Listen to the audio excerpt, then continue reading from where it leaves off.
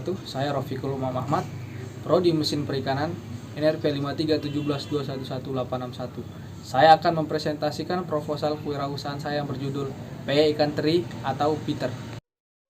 Baik, saya akan mempresentasikan proposal kewirausahaan saya yaitu PY Ikan Teri atau Peter. Di mana kita tahu PY ini kebanyakan menggunakan kacang. Dan di sini saya akan menggunakan ikan teri dan saya akan menambahkan bumbu rasa yaitu balado dan juga rumput laut, di mana PY itu secara umum dibuat dengan campuran tepung beras dengan air hingga membentuk adonan encer dan diberi bumbu dan mengisi dengan pengisi khas yaitu saya memakai ikan teri. Kemudian analisis SWOT untuk usaha saya ialah faktor internal dan eksternalnya. Yang pertama adalah faktor internalnya.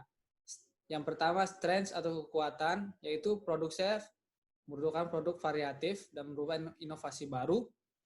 Bahan banyak di pasar dan juga ini adalah menambah lapangan pekerjaan untuk masyarakat sekitar. Kelemahannya yaitu masih kurangnya pengalaman dari saya. Kemudian faktor eksternal opportunitiesnya satu untuk semua lapisan masyarakat. Yang kedua dekat dengan permukiman masyarakat. Threat atau ancaman adalah produk baru sehingga orang banyak yang masih merasa aneh. Inilah kerangka bisnis model Canva dari usaha saya, yaitu kayak partnernya pertama adalah toko kue atau toko jajan. Kemudian kios di sekitar permukiman saya dan juga minimarket. Kemudian customer relationship-nya saya menggunakan media WhatsApp, Facebook dan juga Instagram. Kemudian sumber daya, yang pertama sumber daya manusianya adalah juru masak, marketing, dan juga mitra kerja. Kemudian alat adalah kompor, komunikasi, dan juga alat transportasi. Kemudian value proposition adalah PY ikan teri atau Peter, yang mana harganya murah, bergizi, dan juga beraneka rasa. Kemudian channels yang menggunakan penjualan secara langsung atau di tempat. Kemudian sosial media marketing, yaitu menggunakan sosial media sebagai alat untuk pengiklanan untuk usaha saya. Kemudian customer segments. Segmen geografisnya ialah wilayah kecamatan dan juga kabupaten. Segmen demografis adalah semua konsumen, baik pria maupun wanita. Segmen psikografis adalah semua kelompok sosial. Kemudian key activities.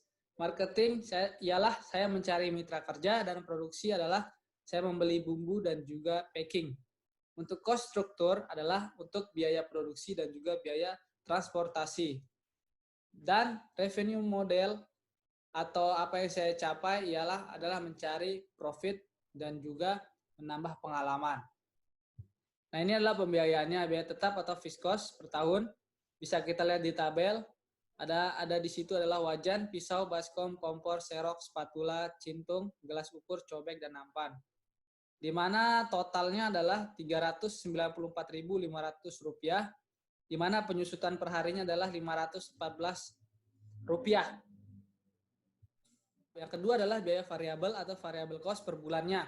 Di sini ada ikan teri, minyak goreng, tepung tapioka, tepung beras, telur, santan, bumbu, garam, dan bumbu rasa, pembungkus, dan tabung gas. Di mana total semuanya adalah Rp1.589.000.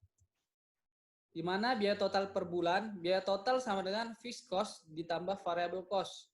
Jadi, Rp394.500 ditambah Rp1.589.000 sehingga totalnya menjadi Rp1.938.500.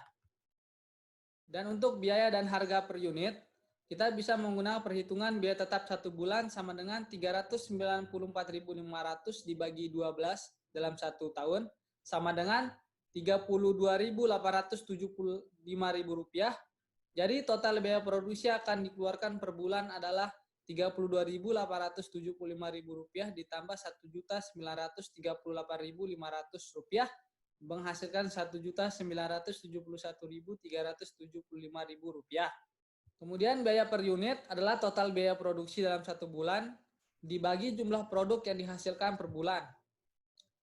Lalu Rp1.971.375.000 dibagi 500 hasilnya adalah Rp3.945.000. Dan saya akan menjual harga per unit dengan harga Rp7.000. Modal awal.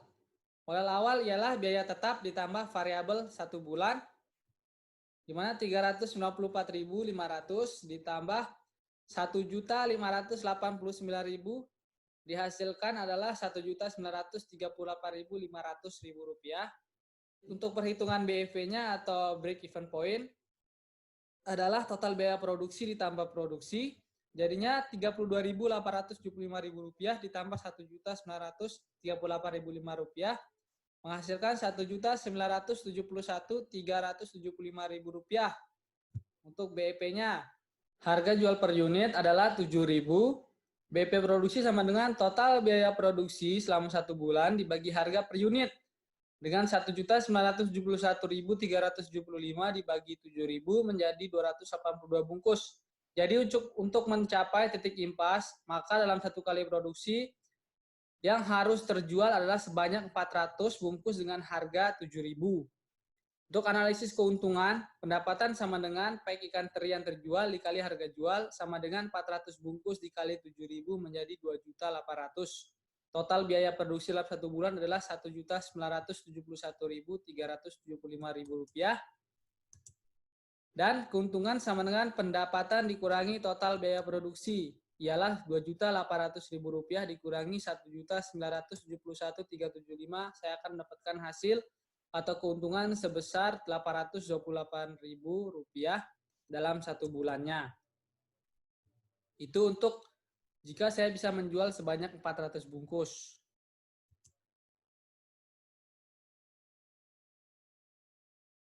Selanjutnya, proses produksi. Pertama, cuci bersih teri dengan air mengalir sampai bersih, lalu tiriskan.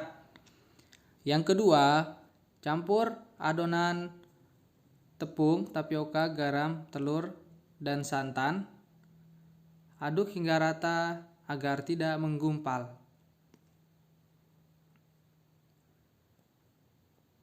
Aduk-aduk terus, lalu masukkan ikan teri dan bumbu halus seperti daun jeruk. Kemudian panaskan minyak, lalu ambil adonan dengan 1 sendok makan, lalu buat di pinggir wajan, tunggu sampai warnanya kekuningan dan peyek ikan teri pun jadi. Jadi kesimpulan untuk usaha saya ialah saya akan membuat peyek yang berbeda daripada umumnya yang menggunakan kacang, di mana saya akan menggunakan teri dengan campuran rasa balado dan juga campuran rasa rumput laut. Dan saya akan mendistribusikan produk saya ini secara online maupun dengan direct marketing atau berjualan secara langsung. Dan juga bermitra dengan kios-kios atau toko-toko yang menjual makanan. Dan tentunya saya akan memerlukan saran dari orang-orang sekitar untuk kemajuan dari usaha saya. Nah, sekian proposal kewirausahaan dari saya. Kurang lebihnya saya mohon maaf. Wassalamualaikum warahmatullahi wabarakatuh.